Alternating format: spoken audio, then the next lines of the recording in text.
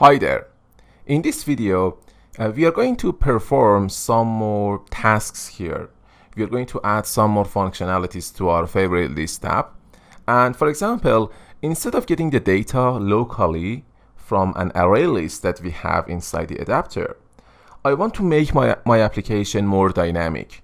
I want to allow the user to tap on this floating action button, and then I want to just show an alert to the user so the user can enter the name of the category. And then I want to add that category to my list, to my recycler view here. Okay, so this is the way that we will make our application more dynamic. And also I am going to add some more functionalities so that the categories that are added by the user by using this floating action button, I want to save them on my device, okay? So that later, when the application is closed, so for example here, I am going to close all of these applications here.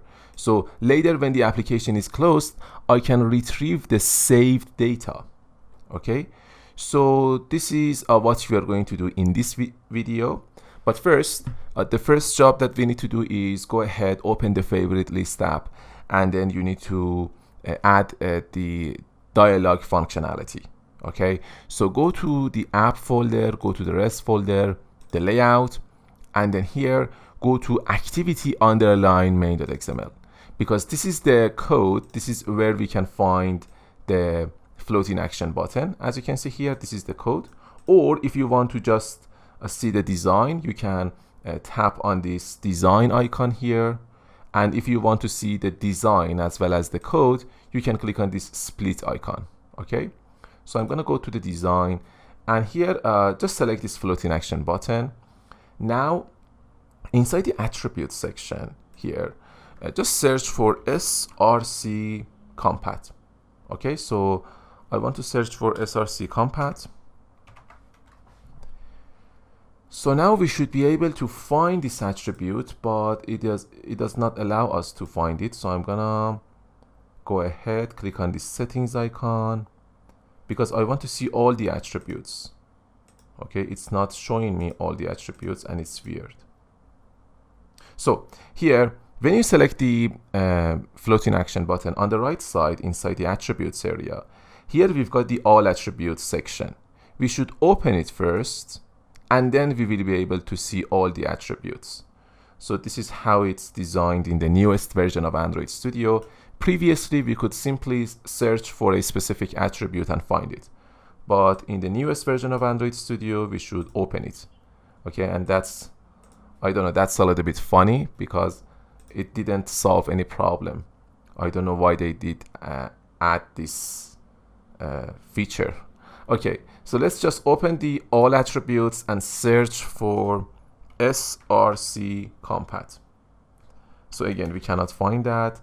So maybe we should scroll down here, because as you can see, the attributes are ordered in an alphabetical order.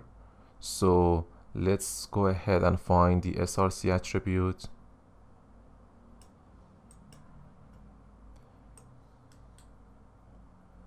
So okay, so we cannot find it here. So let's go to the code, to the XML code of this layout, and find the floating action button code here. And then here you can see the src compat attribute here. Okay, it is already set for us, and its image or its icon is IC dialog email. So you can see that we have an email icon here. We don't need this one. We want an add icon. So here I am going to change this value. So it is @Android : drawable / IC dialog email. I'm going to change it to IC menu add.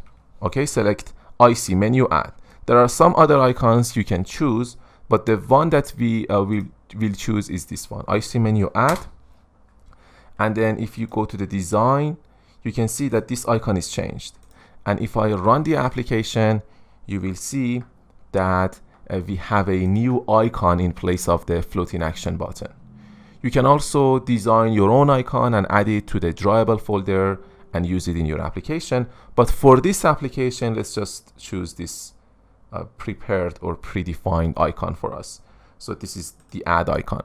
So now I want, when this floating action button is tapped, I want to show an alert to the user. Okay, so let's just open the project navigator, go to the Java, go to the first package here, and go to the main activity.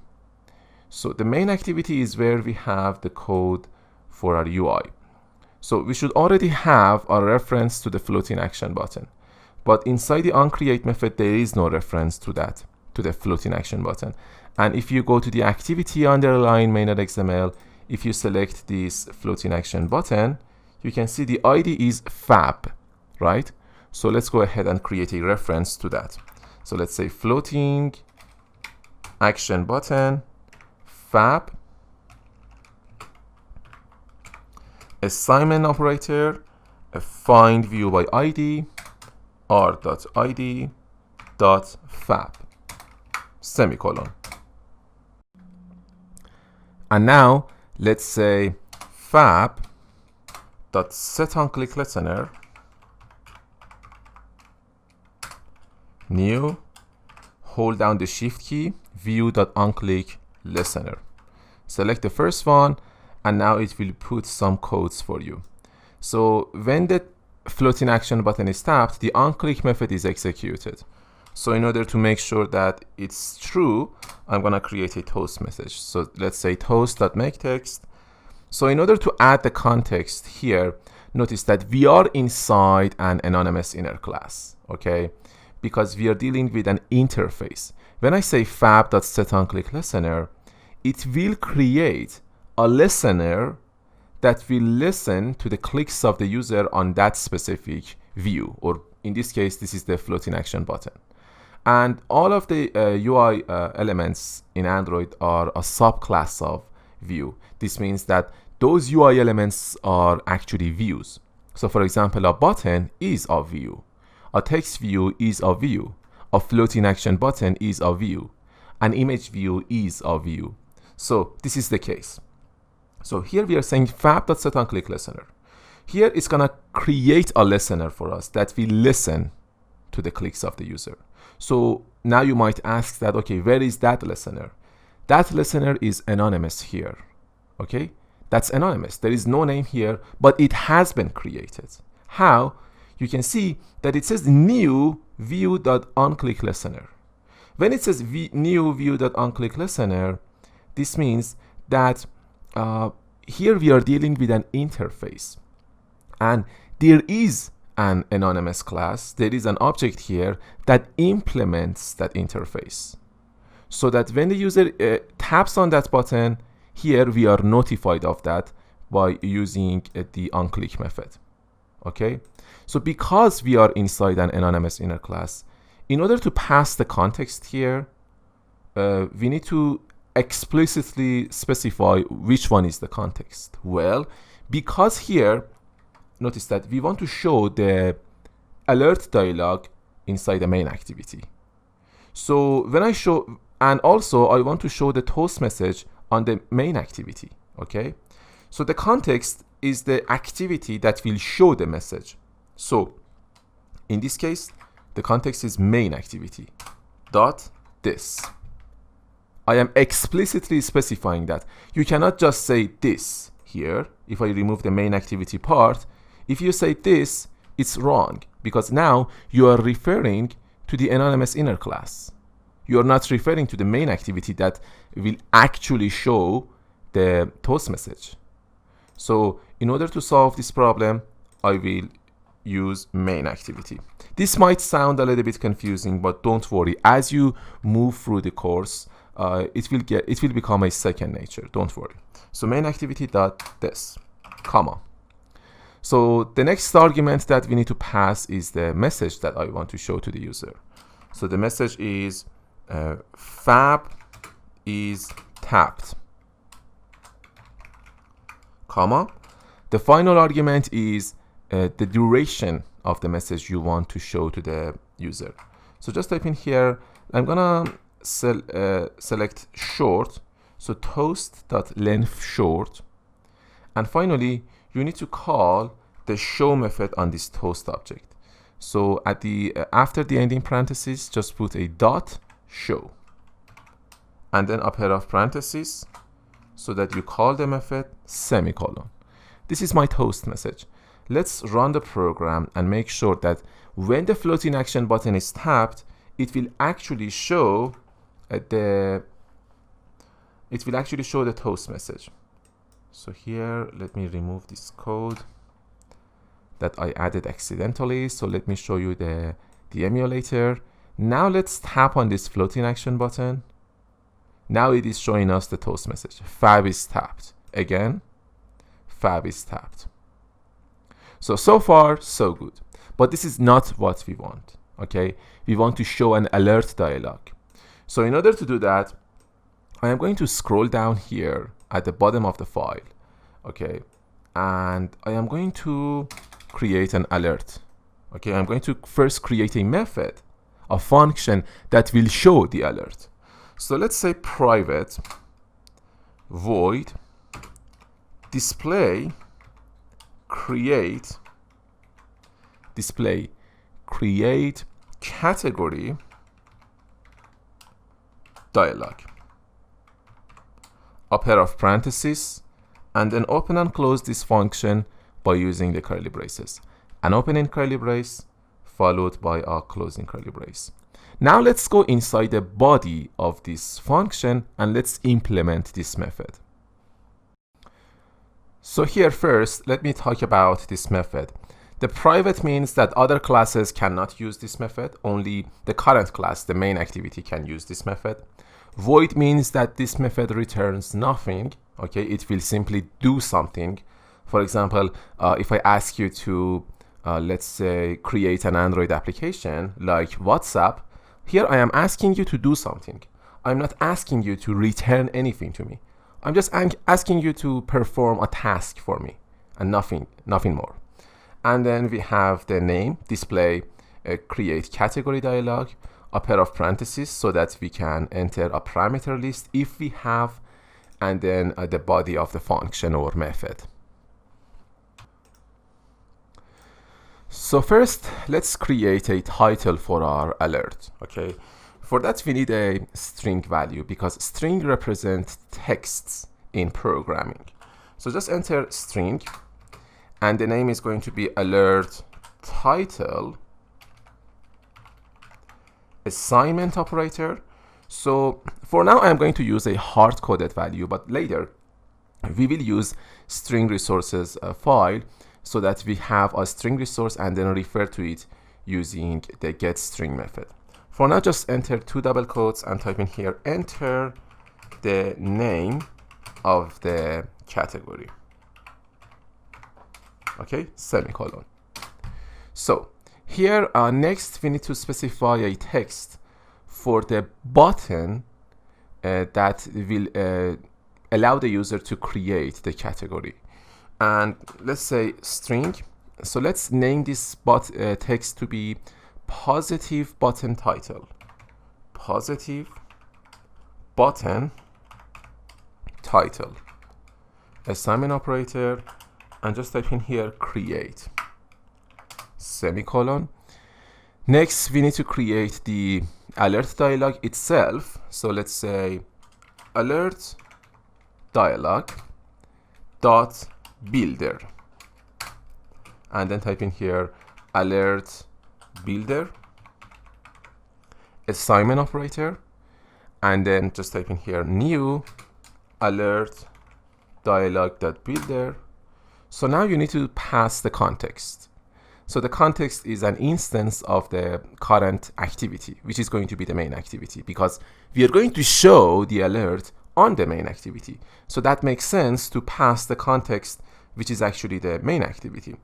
So in this case, because there is no anonymous inner class, we can simply pass this, and this refers to an instance of the main activity. And when you run the application, you are actually seeing an instance of the main activity here. Okay? So semicolon. Now that we have created the alert dialog builder, let's create an edit text and add it to the alert dialog so that the user can enter something as the name of the category, right? We should allow the user to do that. For that, we need an edit text. So let's say edit text, and let's name it category edit text. Assignment operator, new edit text. And then here again, we need to pass the context, because again, the context is the activity that we want to show this alert. So I'm going to pass this here, semicolon. Next, we need to specify an input type for our edit text. So for example, you expect the user to enter a regular text. Maybe you expect the user to enter a password. Okay, so in that case, the values should be encoded. Here we are going to specify the input type of the edit text. So let's say category edit text dot set input type, and then as the value just type in here input type dot, and then here simply select type class text. It's a regular text. So now that we have specified the edit text, the input type, the alert dialog builder, the title, and the positive button title, now it's time to just connect the dots together. Now let's say alert builder dot set title alert title, semicolon. Alert builder dot set view. So here I am going to add the edit text to the alert builder or the alert dialog. Dot set view category edit text.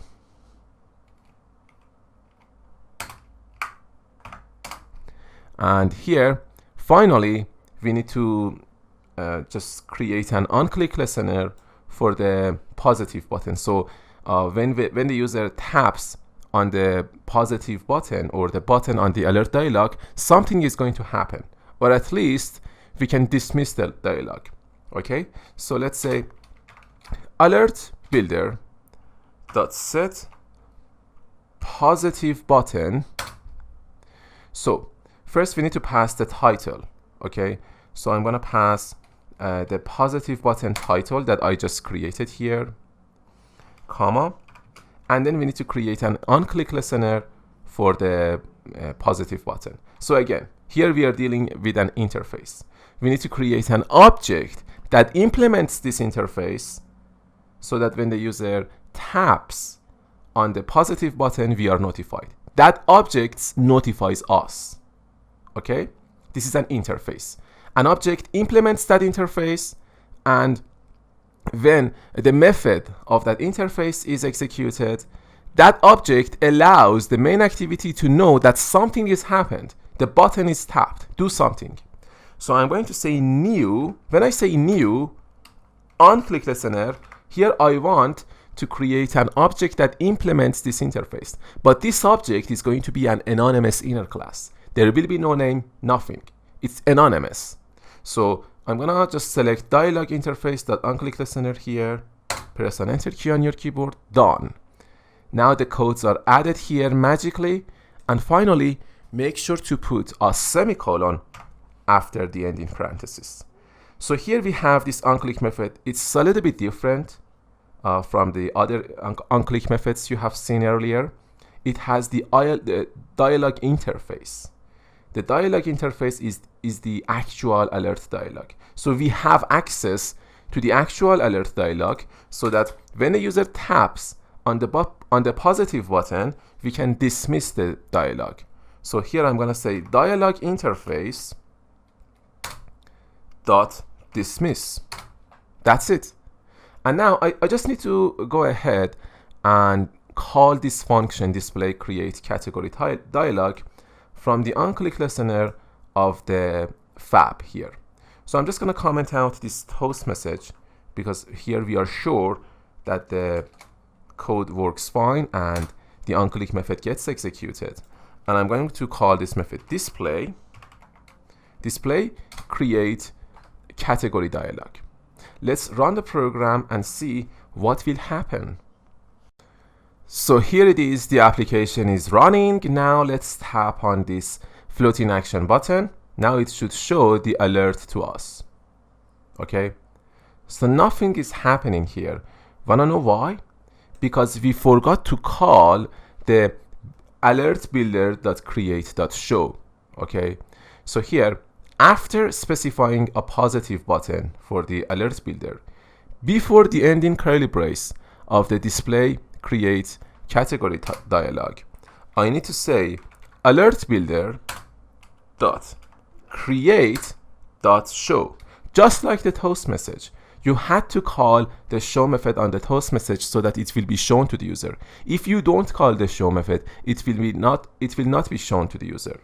And here for the alert builder, here after setting the positive button and before the ending curly brace of the display create category dialog, I said alert builder dot create, so it's gonna create itself and then it will show itself to the user. So let's run the program and see what will happen. And also make sure that you call this method from the onClick method of the fab here, this fab.setOnClickListener. Let's see. So here I'm gonna tap on this floating action button. Now here it is, the alert dialog. It says enter the name of the category. Here it is the text of the positive button create, and here we have an edit text so that the user can enter some value here. For example, favorite movies or fave movies.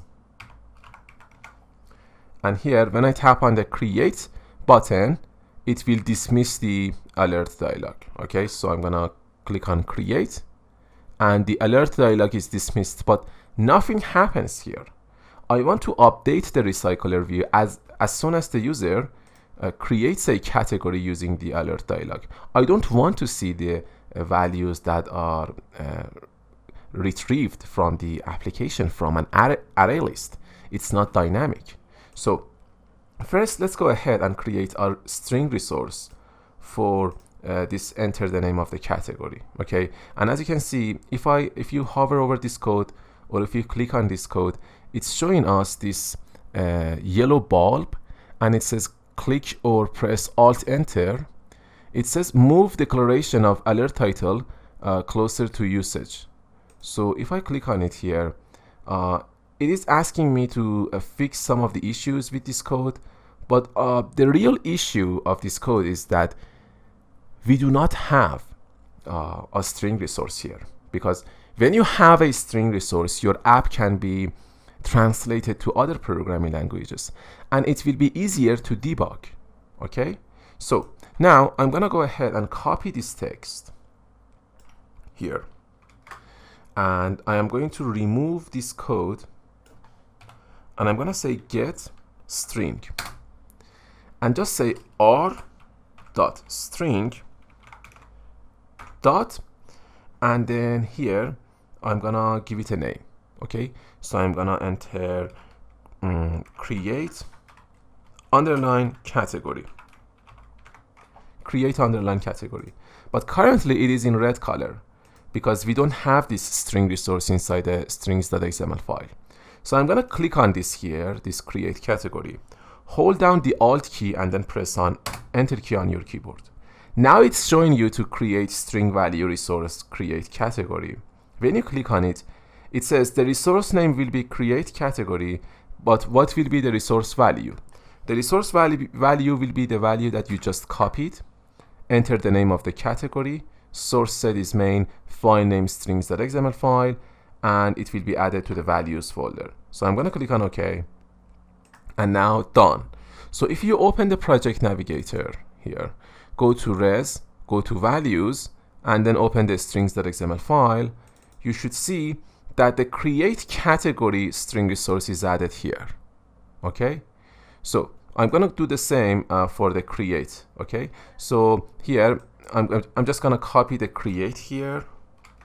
I'm going to remove this code. I'm gonna say get string r dot string dot positive button title.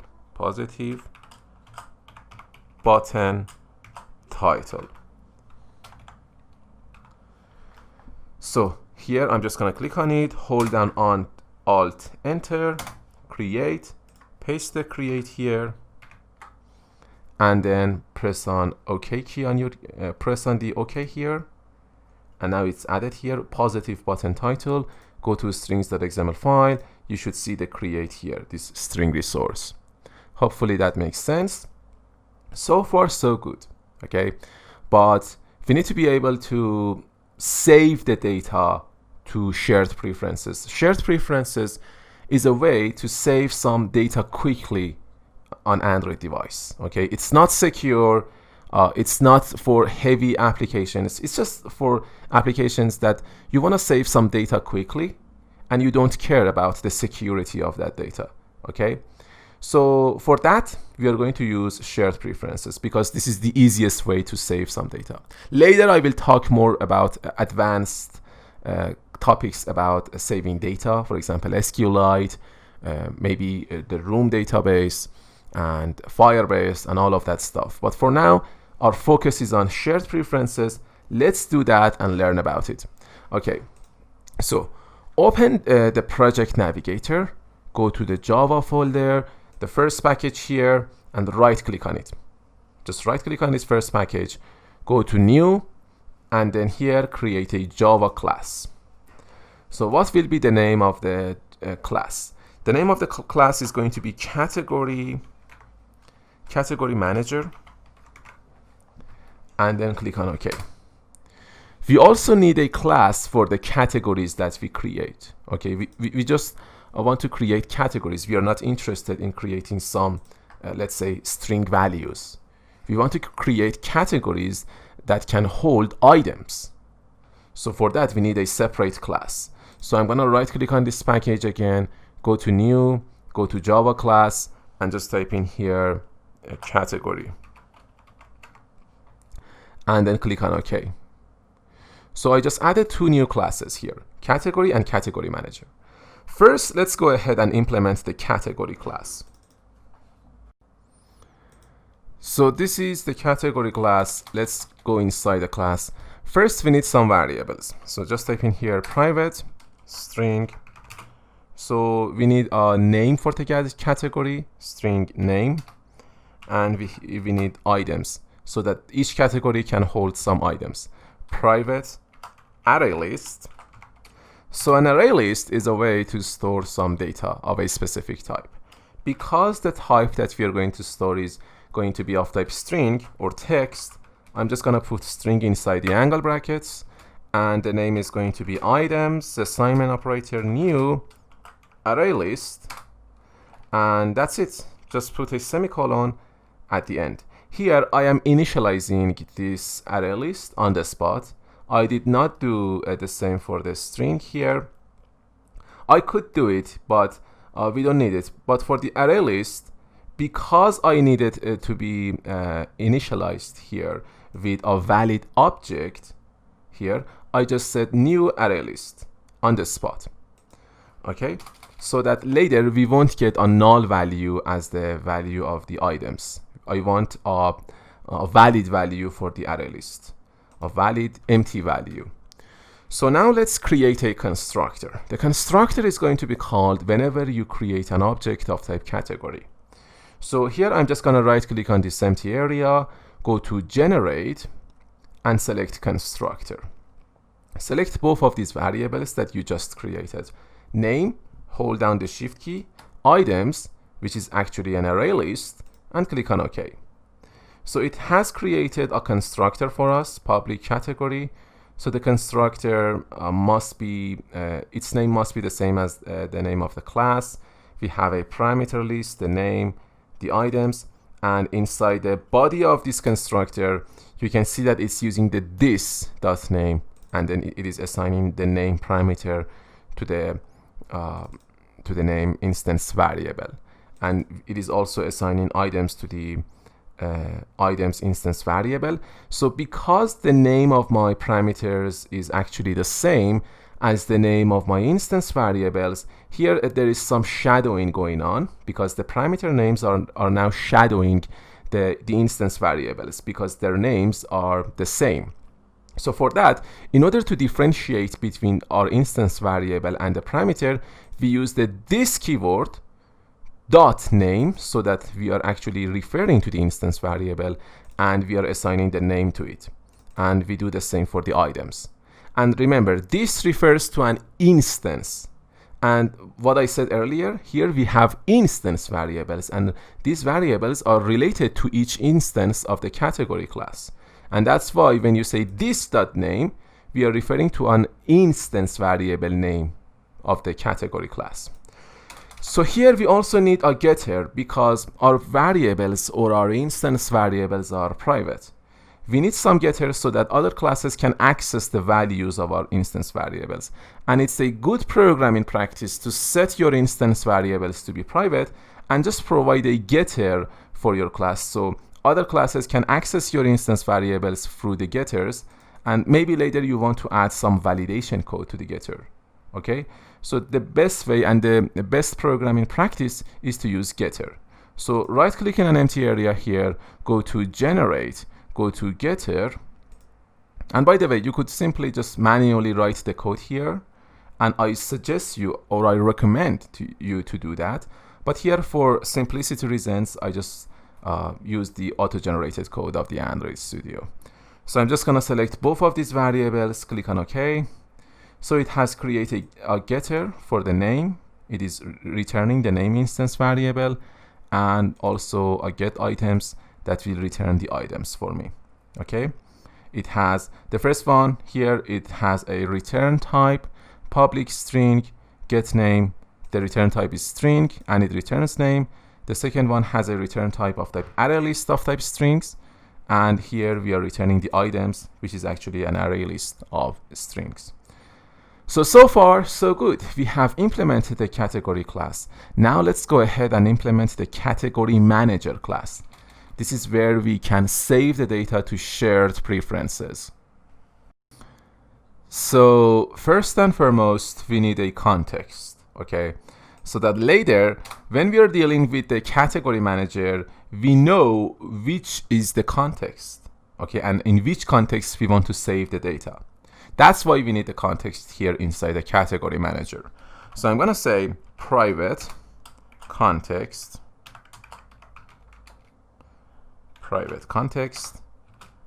m context.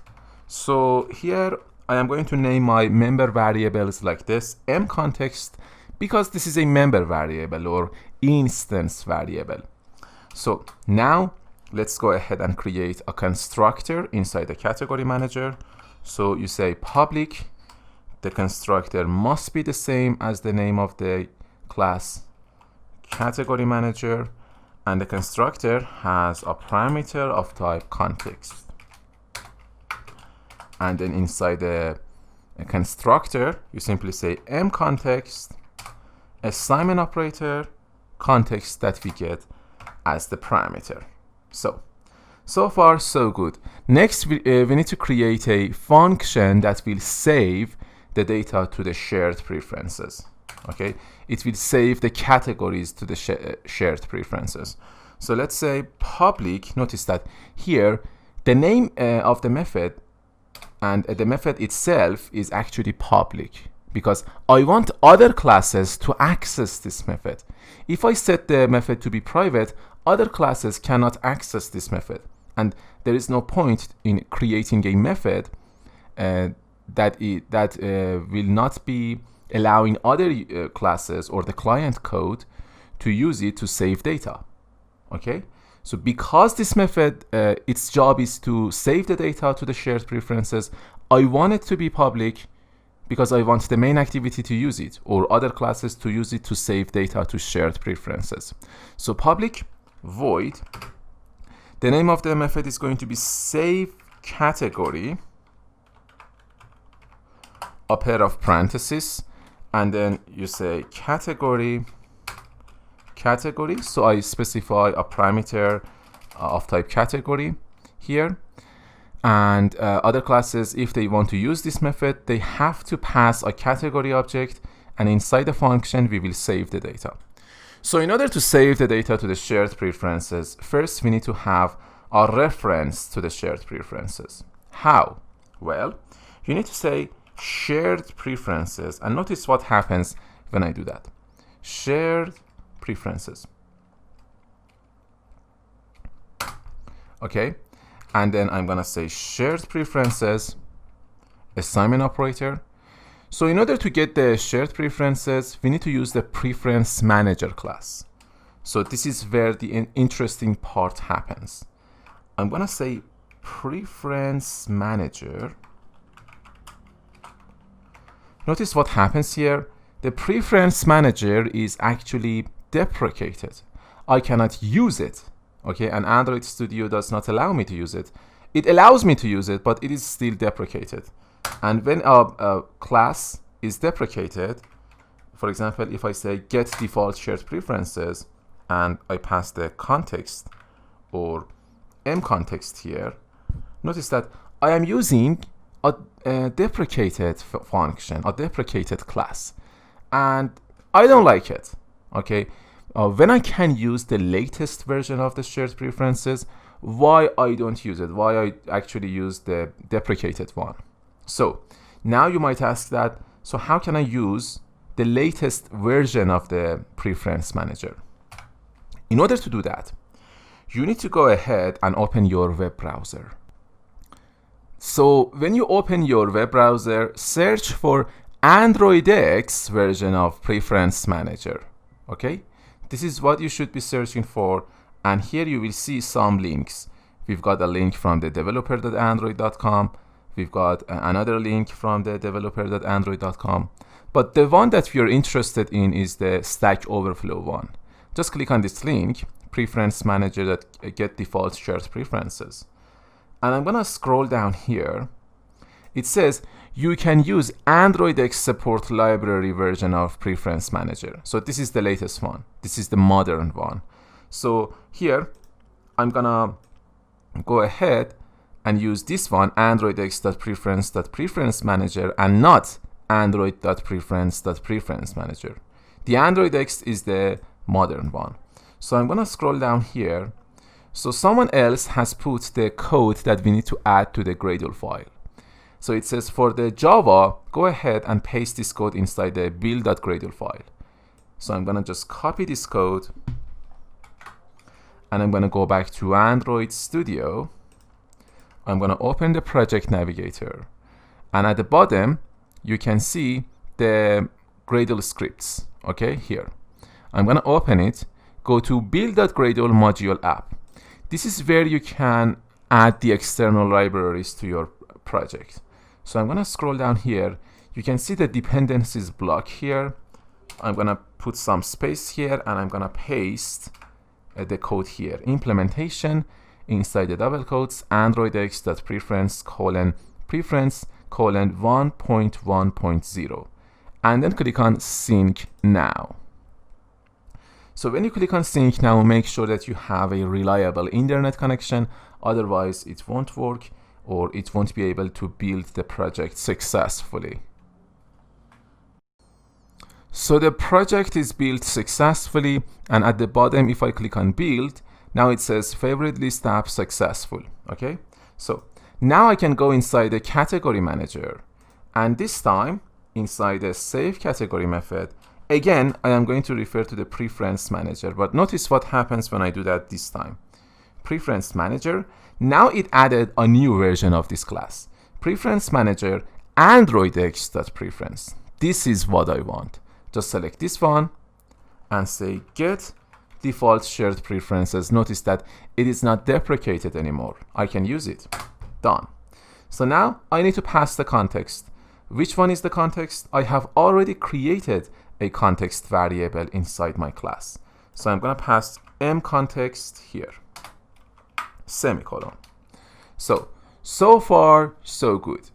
Next, we need to have access to the shared preferences editor, because I want to edit the shared preferences and save some data to it. For that, we need to say shared preferences dot editor, and let's name it editor assignment operator. And then I am going to use the shared preferences variable that I created above, shared preferences dot edit. So the edit method returns an object of type editor. So this way I can access to the editor object, and now I can use the editor to save the data to the shared preferences. So make sure to put a semicolon at the end of your code. So first and foremost, you should know that first let me tell you how I am going to save the data. So I'm going to say editor dot put string set. So I'm not gonna use put string. I'm gonna use put string set because we are dealing with a category that is going to hold items. Okay, we have a category, and when the user taps on the category, then the user expects to see the items inside of that category, or the items that belong to that category. For that, we need to use string set. And notice, take a look at the string set method. It accepts a key of type string and a value of type set of strings. A set is just like an array. It's like an array list. But the values inside of the set must be unique. Okay, there will be no same value inside a set. Okay, for example, if you have an array of colors and the value red is repeated inside that array. So if you turn that array into a set, then the set will remove one of those repeated values. Okay, because the values inside the set must be unique. There should be no repetition inside a set. So this is what I want. Okay, the category can have items, and the items should not be repeated. They should be unique, and this will solve our problem. So I'm going to use put string set here. So in order to save data, the data to the shared preferences, first you need to know that we are going to use keys and values. This is how the shared preferences works. And for example, have you taken a look at a dictionary? For example, you search for a specific key, such as the word high. Okay, and then the value is the definition of that word, or the meaning of that word. This is the same. Shared preferences works with keys and values. You save the key and the value, and later when you want to access the value, you simply search for the key, and the computer will return the value to you automatically.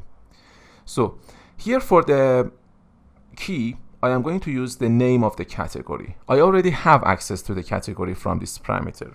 So I'm going to say category.getName, comma. But what about the value? The value should be a string set. And inside the category class, if you go here, we have an array list of strings, not a set. Okay? So somehow inside the category manager, inside the save category, we need to convert that array list to a set of values. The array list of string values should be converted to a set of string values. How can I do that? Well, in order to do that, we need to use the hashSet class.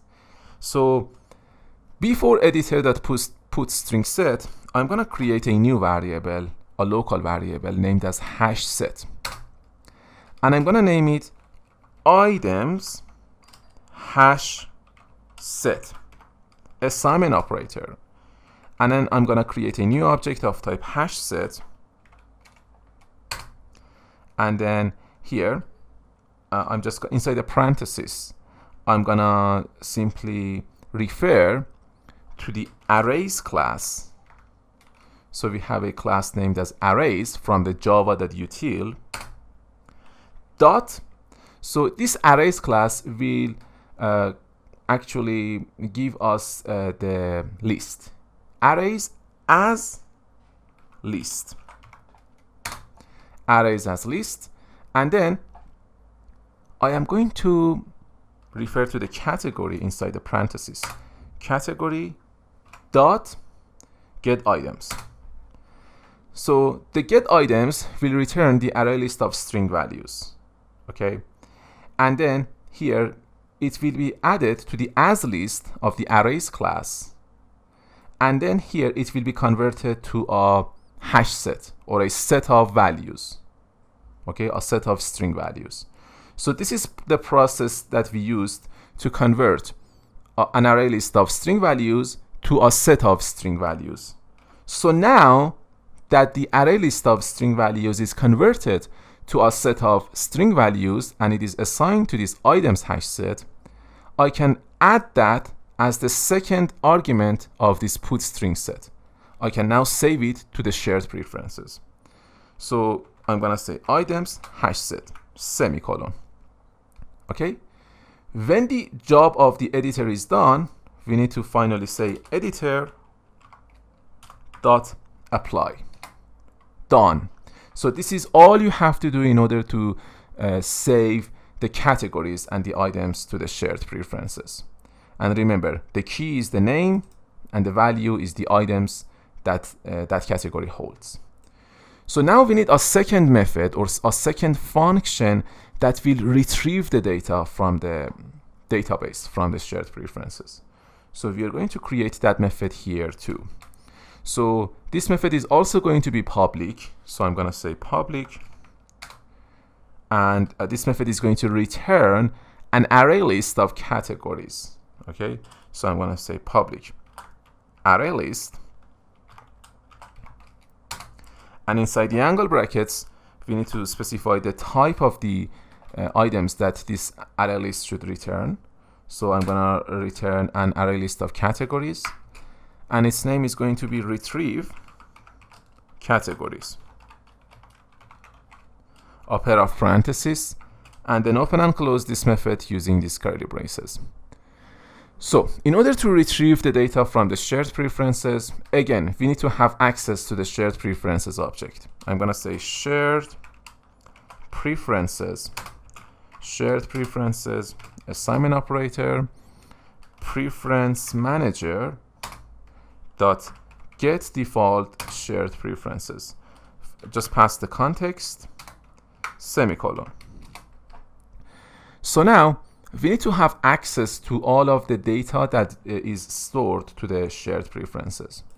So in order to do that, the data that is stored to the shared preferences, as before, I said that the shared preferences works with keys and values, and every data that is stored there is in terms of keys and values. So for that, we need to use the map class.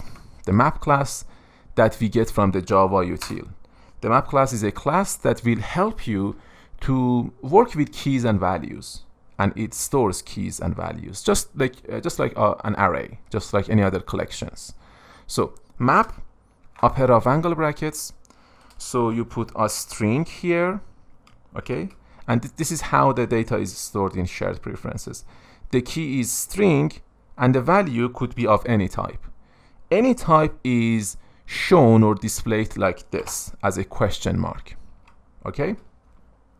So this is the key, this is the value question mark, and we need to give it a name, data, assignment operator, and then I'm gonna say shared preferences dot get all. So how did I know that the shared preferences works with a map of strings and the values, the keys of strings and the values of any type? Because of this get all method. The get all method returns a map of values as strings, a map of keys as strings and values of any type. Because of that, I actually created a variable like this, map string as the key and value as the question mark. Data shared preferences get all. The get all returns all the contents of the shared preferences, all the data that is stored there. So now that we have access to the data that is stored to the shared preferences, now we can actually iterate over each data, we can iterate over each entry inside the shared preferences, and then return that from this function so that the client code or the main activity class can access the categories. But for now, We also need a temporary actually array list of type categories, because this method must return a value or object of type array list of type categories. So let's say array list, and inside the angle brackets, let's say categories, assignment operator, new array list, semicolon. Okay, so we have this categories object. Now I'm going to create a for loop, and then inside the parenthesis of the for loop, let's say map dot entry. So this is how we iterate over each item or entry of the shared preferences. Map dot entry, and then put a pair of angle brackets, string, comma, question mark. So this is the type, and then the name is going to be entry colon data.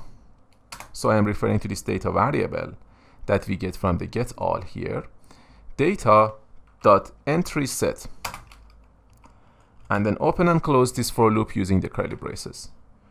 So this is how I iterate over each item of the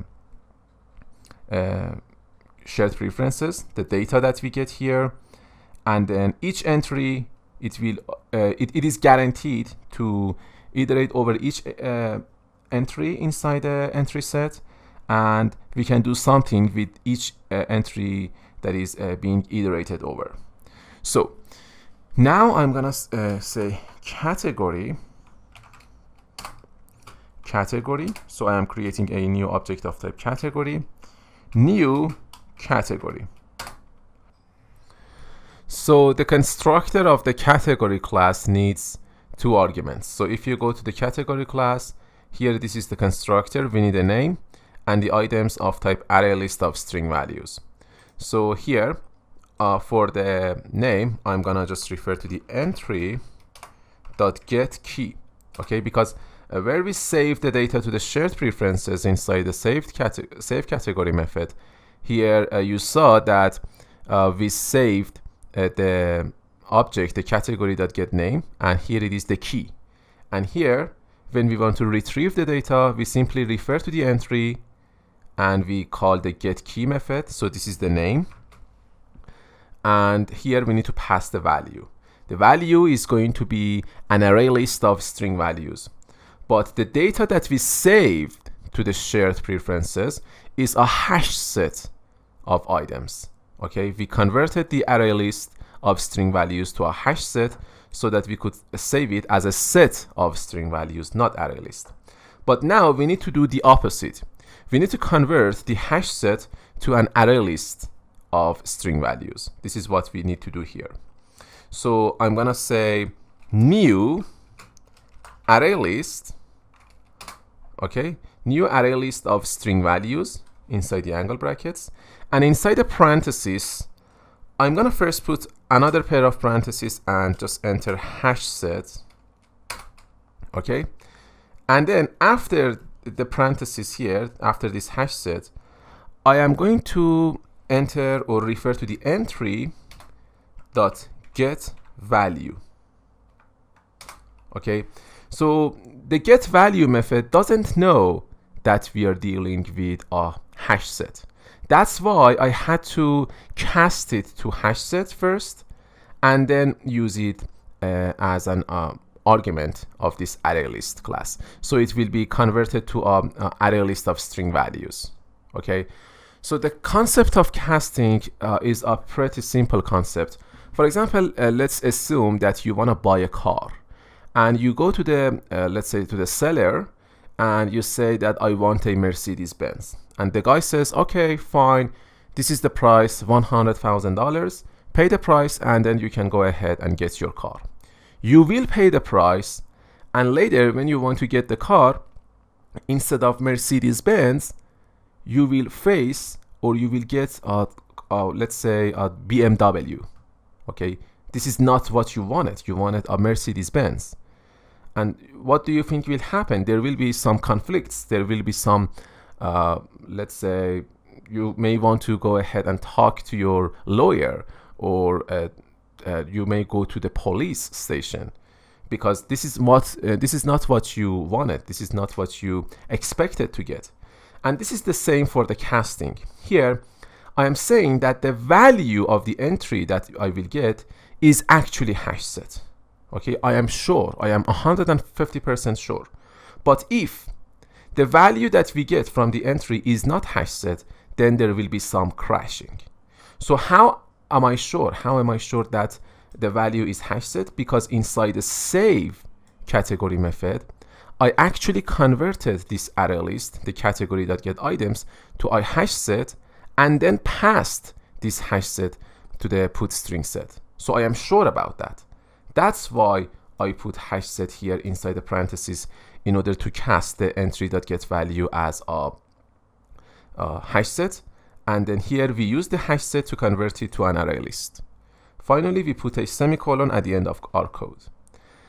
And another point about this for loop is that this for loop gets iterated over each element or entry that we have inside the shared preferences.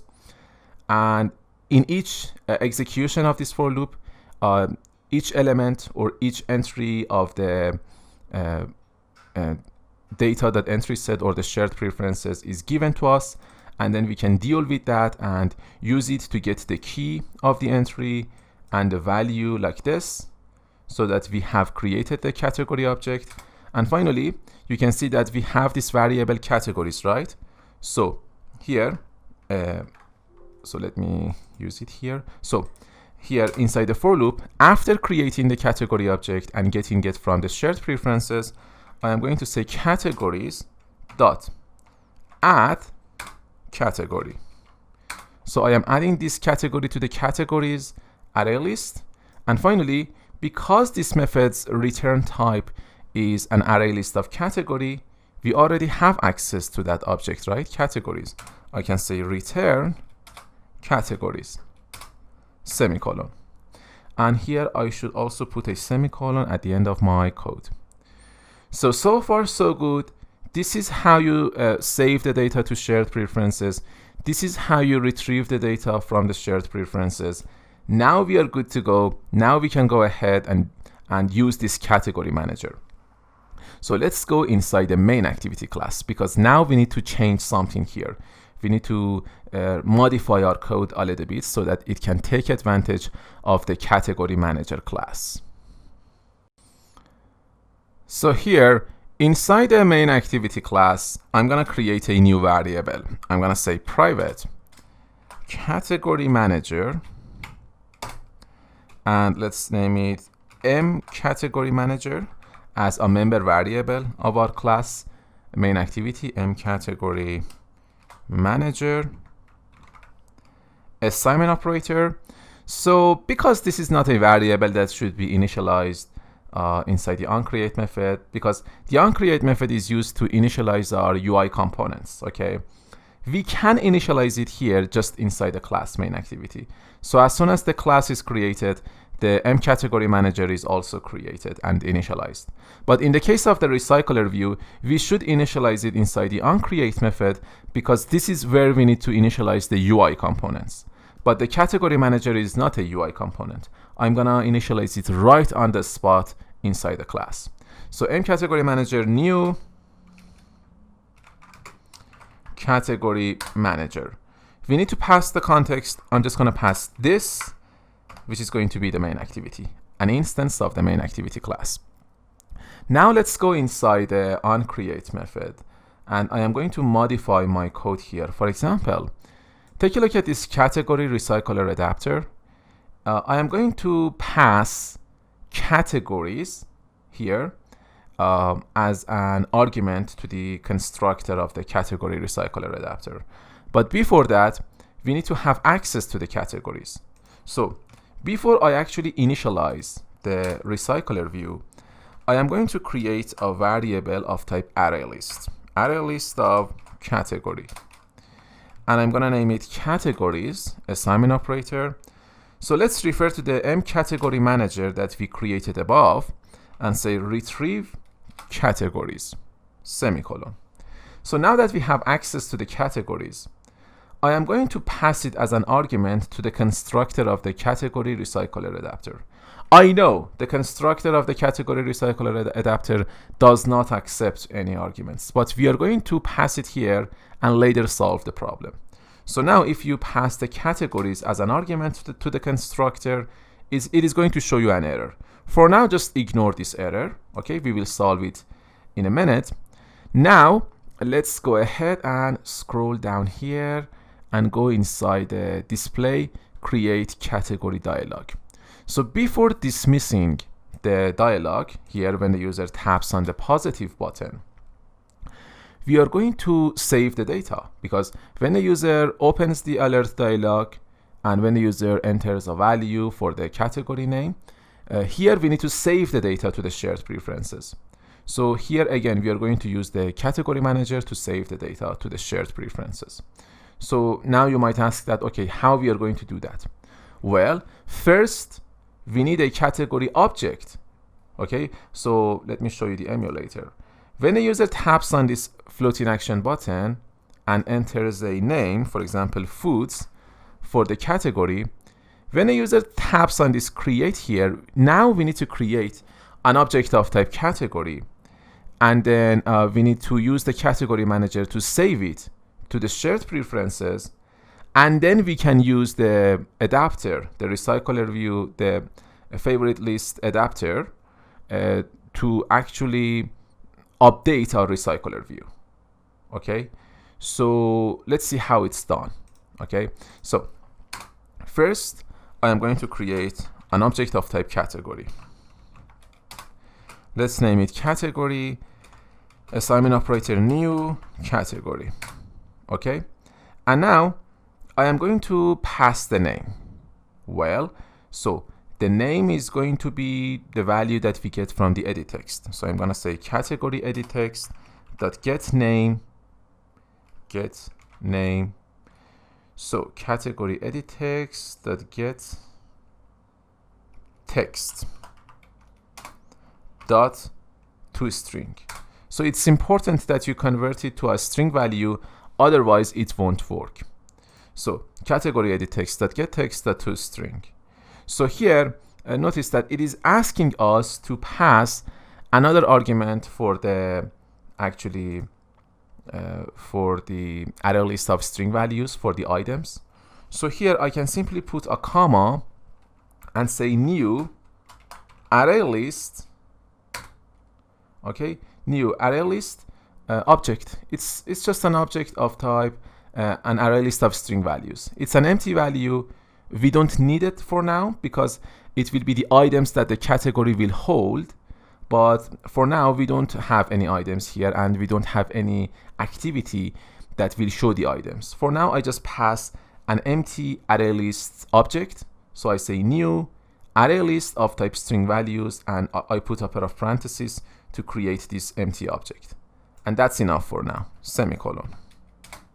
Okay, so now that we have the category object ready, I can go ahead and say that mCategory manager dot save category. So how we are going to save the category? By referring to the category object itself, because the save category needs an object of type category as an argument, and I passed to it. So now the category manager does its job. Okay, it will save the data to the shared preferences without any errors. But what about the recycler view? Because when the user taps on the create positive button, I want to update the recycler view. So now we need to allow the recycler adapter, the category recycler adapter, know about the new changes so that it can let the recycler view to update itself with the new data, with the new item or the new category that is added to the recycler view. So here, after saving the data to the shared preferences, I'm going to create a reference to the category recycler adapter. I'm going to say category recycler adapter, and category recycler adapter, assignment operator, and then just refer to the recycler view. So I'm going to type in here recycler view, category recycler view dot get adapter. Okay, so category recycler view dot get adapter, this is the recycler view that we put inside our layout. Okay, and then we are accessing its adapter. So if I put a semicolon here, it will show us an error because the get adapter method does not return a category recycler adapter. Okay, so if I show you the return type, it will simply return an adapter object. But here we need a category recycler adapter, not a regular adapter object. So how we are going to solve this problem? Well, by using the casting here. So before calling category recycler view.getAdapter, I'm going to put a pair of parentheses. Inside the parentheses, I'm going to say, hey, the adapter of the category recycler view is actually category recycler adapter, and I am 150% sure about that.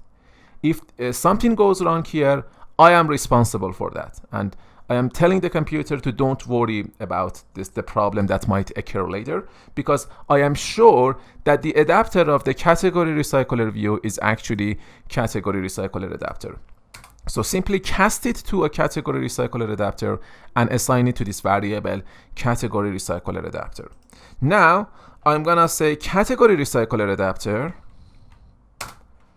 dot add category, and I put a pair of parentheses, and then I am going to pass the category to it. But here notice that we did not create a method or function named add category inside the category recycler adapter yet. That's why it is showing us an error. So we need to go ahead and solve this problem inside the category recycler adapter class. So open the project navigator, go to the app folder, go to Java, the first package, and select the category recycler adapter, because now we need to modify our code.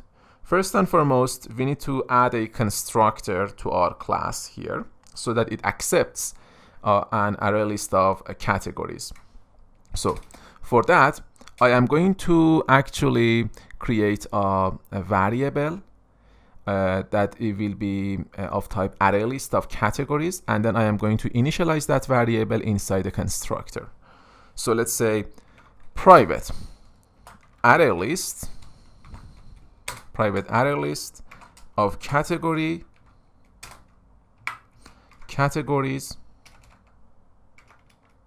semicolon, and then I am going to, so private array list of categories, and it is showing us an error, and it says that the categories is already defined inside the class, and that's because of this array. So inside our class, we can't have two variables with the same name, okay? So I'm going to comment out this array here because our application is going to be dynamic. It will not just get some data locally. We are making it dynamic so the user can create the categories and the items. So I will comment out this code because we don't need it anymore. So now the error is gone. Let's create a constructor inside the category recycler adapter. We can either generate it or write it ourselves, but I'm just gonna generate it. I'm just gonna right click in an empty area, go to generate, click on constructor, select the categories variable, click on OK. So that's it. Now I actually have a constructor, category recycler adapter, and it has a parameter of type array list of category. So here inside the body of this function, we are assigning these categories that we get as a parameter to the instance variable this.categories, and you already know the reason that it uses the this, because it needs to access the variable of inside the class, the instance variable. Otherwise, there is some shadowing going on and the parameter name is the same as the name of the instance variable. That's why we must use this.categories so we can refer to the correct categories variable. Hopefully that makes sense. This is our constructor, and if you go to the main activity class, the first problem that we saw or that we had inside the main activity, inside the onCreate method, it is now solved. Okay, here we are setting the adapter of the recycler view, and I am creating a new object of type category recycler adapter, and you can see that we passed the categories here, previously it was showing an error, but because I added this constructor here, now the error is gone. Okay, so we pass the categories to our constructor. As soon as the category recycler adapter is created, the categories is passed to it. So now we need to solve other problems. For example, the unbind view holder is still using the categories array. It is not using the categories array list here. So we need to solve that problem. The first code here, it is actually going to show the position of the item, okay, the number of the item, and that's fine. But the second line of code, holder.getTXT category name.setText, I am going to get the name from the categories array list. So I'm going to remove this part of the code, and I'm going to refer to the categories array list dot get. So you need to call the get method, get, and then you need to pass the index. The index is going to be the position. Okay, so now we have access to our category object. Okay, that is going to be passed to the constructor. So now the category object is here. We have access to it, but now we need to access to its name, the name attribute, because we want to display the name on the txt category name. So I'm gonna say dot get name. Okay, so now I am going to scroll down here, and we also have this get item count. So instead of the array length, the array list uses size. So I'm gonna remove the length and use size, the size method, because it needs to know the size of the array list. And finally, if you remember, we actually added a new method call on the category recycler adapter to allows us to add our category to the recycler view. So we need to also add this method to the category recycler adapter. So inside the class, I am going to create a public method. Remember, if you create a private method here, the main activity won't be able to use it. So make sure that it is a public method, and the return type will be void. It does not need to return anything. It will just add the category to the recycler view. Okay, public void add category, a pair of parentheses. So it needs a parameter of type category, and then I am going to refer to the categories array list that we created above and say add category. Okay, semicolon. Now here I am going to also let the recycler view know that something has changed. Update yourself. Okay, now I am going to talk directly to the recycler view from the category recycler adapter. So I'm going to say notify. So notice that we have some methods here. Notify dataset changed, notify item changed, but the one that we are interested in is the notify item inserted. Okay, and we need to specify the position that we want to put the item in. So we want to put the item at the end of the list. Okay, so I am going to refer to the categories, the array list, and I am going to access its size. And because we count from number 0, okay, and for example, the size is 10, okay, but if you count from number 0, the last element will be at index number 9.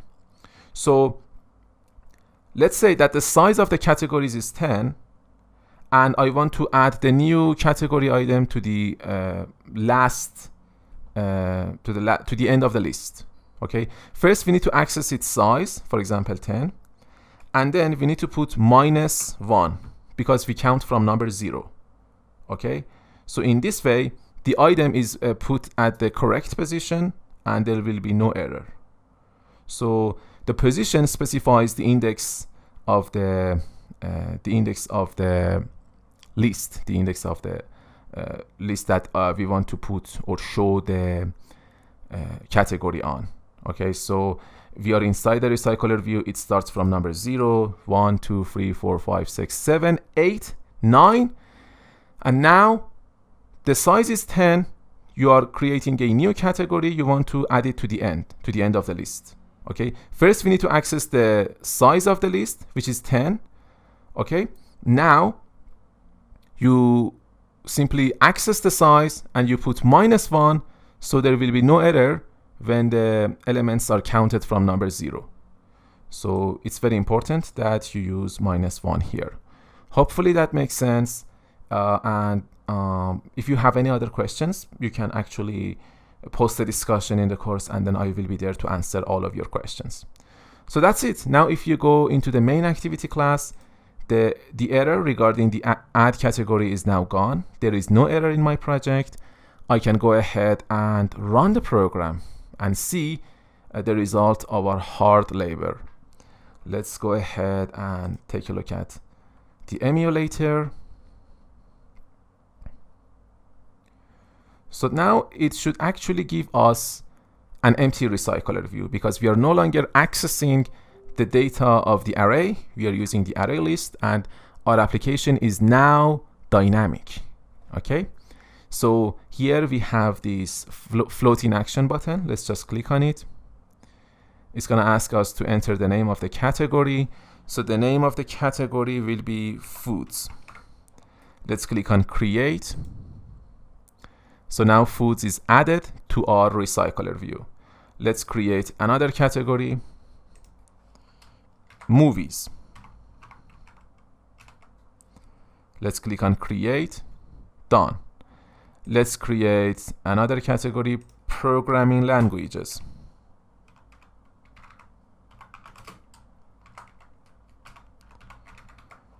And let's click on create. It is added here. So far so good. The recycler view gets updated, it's fine, but does it save the data to the shared preferences or not? So I am going to close the application. So now the application is closed. Now when I open the application again, it should show me the same data. So I'm gonna go to the menu and I'm gonna find the favorite list app. I'm gonna click on it. So let's wait. Now you can see the data is here, but you can see that the order is different, and that's because of the shared preferences. Because shared preferences uses keys and values. It does not it does not have the same ordering principle of the regular collections such as arrays or array list. Because this is a key value pair, it does not care about the order. Okay, later you will learn more advanced stuff regarding saving data, but for now just know that shared preferences doesn't care about the order, and every time you run the application you might get a different order, and that's fine. We just wanted to save the data to the shared preferences, and we are getting the same data, but the order might be different. So we have programming languages, foods, movies. We can add the data to the list, and so far so good. Great. You have done a great job so far. So as you might already know, the course is getting updated frequently. In the next week, I am going to add more tutorials to the course, so that when the user taps on one of these items or one of these categories, then the user will be guided to another activity, so that the user can actually create a list of items inside the recycler view again. For example, the favorite programming languages could be Swift, Java, C#, Kotlin, okay? So that the user can create that list regarding each category. But for now, you are doing a great job. If you have any question, please post a discussion in the course, and I'll be there to answer all of your questions. I'll be more than happy to help you in your programming journey. So thank you very much for watching. I will see you in the next tutorial.